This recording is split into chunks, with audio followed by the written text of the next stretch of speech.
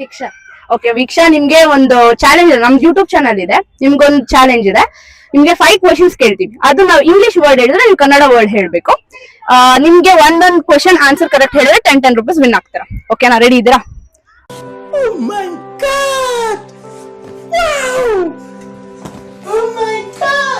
Okay, ನಿಮಗೆ TV ಅಂತ English ಅಲ್ಲಿ ಕನ್ನಡದಲ್ಲಿ ಏನ್ ಹೇಳ್ತಾರೆ?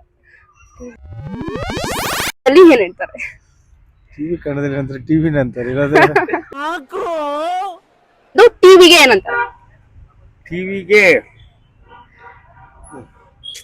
ಟ್ರೈ ಮಾಡಿ, ಗೊತ್ತಿರುತ್ತಾ ನಿಮ್ಗೆ? ನೆನ್ಪಿರಲ್ಲ.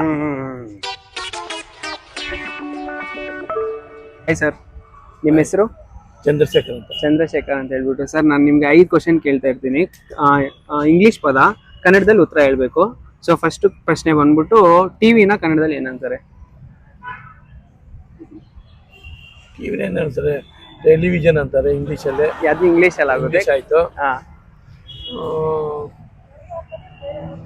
ಗೊಂಬೆ ಆಟ ಅಂತಾರೆ.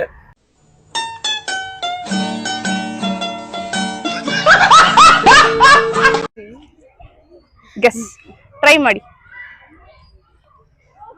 ಟಿವಿ ಐಡಿಯಾ ಇಲ್ಲ.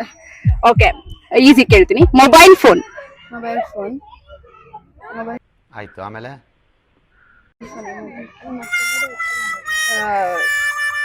ಫೋನ್. ಆ ಫೋನ್ಗೆ ಏನಂತಾರೆ ಕನ್ನಡದಲ್ಲಿ?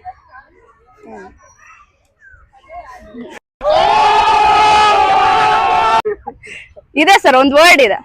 ನೀವು ಗೆಸ್ ಮಾಡಿದ್ರೆ ಗೊತ್ತಿರತ್ತೆ, ನಿಮ್ಗೆ ನೆನಪಿರಲ್ಲ ಅಷ್ಟೇ. ಟಿವಿಗೆ ಏನಂತಾರೆ? ದೂರದರ್ಶನ್. Okay, correct.